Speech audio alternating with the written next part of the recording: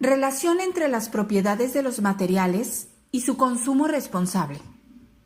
En la República Mexicana se generan cerca de 42 millones de toneladas de residuos, que son materiales de desecho, al año.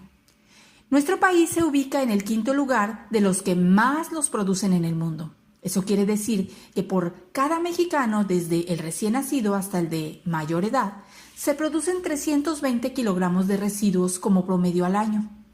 Sin embargo, no solo es importante la cantidad de residuos que producimos, también lo es su naturaleza. Por ejemplo, se produce mayor cantidad de residuos de papel y cartón que de pilas, pero la contaminación que acarrean estas es mucho más perjudicial para el ambiente. Los plásticos biodegradables se elaboran con materiales que se incorporan al ambiente en menos tiempo y de manera más fácil, a diferencia de los plásticos comunes que se van descomponiendo en el medio durante cientos de años. El plástico y el papel son dos materiales diferentes, pero a menudo se les da el mismo uso. Contesta las siguientes preguntas de acuerdo a tu propio pensamiento. ¿En qué sería preferible que te entregaran el pan cuando vas a comprarlo? ¿En bolsa de papel o de plástico? Si compraras un helado, ¿sería preferible que te lo sirvieran en barquillo o en vaso de plástico? Recuerda que al consumir productos siempre se generan desechos y estos deben incorporarse rápidamente al ambiente para no contaminar, ya sea por medio del reuso, del reciclado o de la reducción de su consumo. ¿Es necesario comprar siempre un cuaderno nuevo? ¿Es posible que reutilices los cuadernos que tienen hojas en buenas condiciones? ¿Los productos que compras contienen muchos empaques? ¿Estos empaques son de fácil degradación? ¿Existen en el mercado otros productos con menos empaques o que en su elaboración utilicen materiales reciclados? Propiedades de los materiales. ¿Qué hace diferentes a unos materiales de otros? ¿Por qué cada material tiene usos distintos? Aunque existen materiales similares, no necesariamente poseen las mismas propiedades y por eso se les da un uso distinto. Por ejemplo, hay plásticos que son elásticos, como las ligas, y otros que son rígidos, como los que se utilizan para frascos y botellas. Algunos materiales son más difíciles de quebrar, como la madera, y otros pueden quebrarse con mayor facilidad, como el vidrio. También podemos encontrar materiales que permiten el paso del agua, como la tela y el papel, y los que no la dejan pasar, como el vidrio. Estas diferencias entre las propiedades de los materiales son determinantes para que cada uno de ellos se use para satisfacer necesidades particulares. Algunas de estas propiedades son la dureza, la tenacidad, la elasticidad y la permeabilidad. La gente no siempre distingue correctamente estas propiedades por su nombre técnico. Por ejemplo, en ocasiones oímos decir que una tabla es más dura que una placa de vidrio. Sin embargo, esta afirmación no es cierta. La dureza es la propiedad que tienen los materiales de resistir el rayado y el corte en su superficie. Por ejemplo, la madera puede rayarse con facilidad. Esto es, no tiene mucha dureza, mientras que es muy difícil rayar el vidrio. Por otra parte, la tabla de madera no se quiebra fácilmente, mientras que el vidrio sí, pues tiene menor tenacidad. La tenacidad es la propiedad de un material para resistir fuerzas aplicadas sin romperse o quebrarse. La elasticidad es la propiedad de algunos materiales de recobrar su forma original después de que han sido deformados. Por último, la permeabilidad es la capacidad de un material para permitir que un líquido pase a través de él sin que se altere su composición. Por ejemplo, un trozo de tela de algodón permite el paso del agua, incluso en forma de vapor. La ropa de este material permite que transpiremos sin acumular líquidos en nuestra piel. Otros materiales, como el plástico y la cerámica, no permiten el paso de los líquidos y se conocen como impermeables. Cuando se aplica una fuerza a una banda elástica, La extensión de la banda es proporcional a la fuerza de estiramiento. Si se duplica la fuerza, la extensión de la banda será del doble. Reducción, reuso y reciclado. Algunos de los materiales que se utilizan comúnmente son el plástico y el papel, así que una vez que los usamos, lo correcto es tratar de reusar o separarlos adecuadamente para su reciclaje. La siguiente figura es el símbolo universal utilizado para distinguir materiales reciclables. Se le conoce como cinta de Moebius. Un dato interesante. Uno de los materiales que más se utilizan cotidianamente es el papel. ¿Alguna vez te has preguntado cuánto cuesta hacerlo? Para elaborar una tonelada de papel es necesario talar 17 árboles maduros, utilizar 52.000 litros de agua y consumir 12.300 kilowatts por hora de energía eléctrica.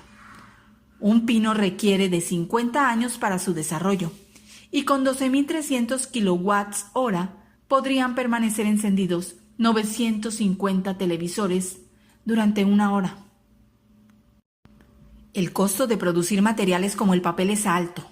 Por ello, en las últimas décadas se han promovido cada vez más las prácticas del reuso, del reciclado y la reducción. El reuso consiste en volver a usar un recurso determinado en la misma función para la que fue elaborado, o en otra diferente. El reciclado es un proceso industrial en el cual participa la población al separar cada uno de los diferentes materiales para que una industria específica les dé un tratamiento con el fin de elaborar productos nuevos. Para que se lleve a cabo el reciclado de cualquier material, siempre se necesita fundamentalmente energía y agua, por lo que la mejor manera de contribuir al cuidado del ambiente consiste en reducir el consumo de recursos como el agua, el papel, la energía u otro cualquiera. La reducción se refiere a utilizar la cantidad mínima indispensable de recursos necesarios en acciones que van desde las cotidianas hasta las industriales. Lo ideal es buscar una alternativa que afecte lo menos posible al ambiente. La degradación de los materiales inorgánicos. La degradación es un proceso natural en el cual los materiales se van reintegrando a la naturaleza debido a la acción de algunos factores como la temperatura, la humedad y ciertos microorganismos. Este proceso tiene una duración diferente para cada tipo de material y va desde pocos días para residuos como los de jardinería o papel hasta 4.000 años en el caso de una botella de vidrio. Algunos de estos tiempos se muestran en la tabla siguiente. Nuestro planeta sufre un deterioro causado por diferentes motivos, entre los cuales ocupa un lugar prominente el desecho de materiales que son arrojados al suelo, a los ríos, al drenaje, al aire o al mar.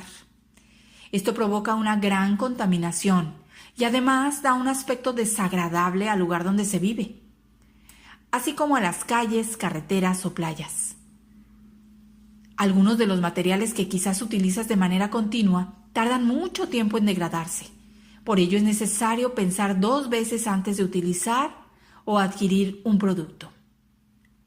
Para disminuir la generación de materiales contaminantes, es importante llevar a cabo acciones como las siguientes. Reducir el consumo de algunos productos que afectan el ambiente. Consumir productos sin empaquetar. Reutilizar las bolsas y los sobres, así como los envases que están en buenas condiciones, todas las veces que sea posible. Separar los residuos antes de desecharlos. Para separar los residuos de manera correcta es necesario comprender que se clasifican en 2 tipos. Los residuos orgánicos son de origen animal o vegetal, por ejemplo, las cáscaras de frutas, verduras, cascarones de huevo, desperdicios de comida, servilletas de papel usadas, restos de café, bolsitas de té, pasto, hojas, ramas y flores. Los residuos inorgánicos, por el contrario, incluyen objetos hechos de materiales como plástico, entre los que se incluyen bolsas, empaques y envases, además de vidrio, papel, cartón y metales, así como aparatos eléctricos, bolígrafos, productos de cerámica, textiles y utensilios de cocina. Algunos residuos sólidos deben separarse de manera independiente. Residuos sanitarios: papel higiénico, pañuelos faciales, algodón y pañales usados. Deben colocarse en una bolsa de plástico amarrada y entregarla al barrendero o al camión recolector de residuos. Los residuos orgánicos también pueden colocarse en un compostero para ser reintegrados como abono. Residuos especiales: pilas, focos, aparatos electrónicos, radios, teléfonos y envases de pegamento, aceite de motor, aerosoles, cosméticos, tintes y fijadores para el cabello. También deben separarse en una bolsa de plástico amarrada. Otros residuos orgánicos, como las excretas de los perros domésticos, se deben colocar en una bolsa de plástico aparte. La mayoría de los residuos inorgánicos se reciclan si se encuentran libres de materia orgánica. Los materiales que arrojamos al medio tardan muchos años en degradarse y durante ese proceso contaminan el ambiente. El problema de la contaminación ha llevado a los gobiernos de todo el mundo a firmar tratados y a coordinar políticas internacionales sobre la conservación del ambiente. México ha firmado, entre otros, los siguientes convenios internacionales: Protocolo de Montreal, relativo a las sustancias que agotan la capa de ozono. Convención Marco de las Naciones Unidas sobre el Cambio Climático. Convenio sobre la protección de la naturaleza y la conservación de la vida silvestre en el hemisferio occidental. Convención sobre la diversidad biológica. Pese a que se han firmado estos convenios, la problemática ambiental no está resuelta. Es quizá el problema más grave que enfrenta la humanidad.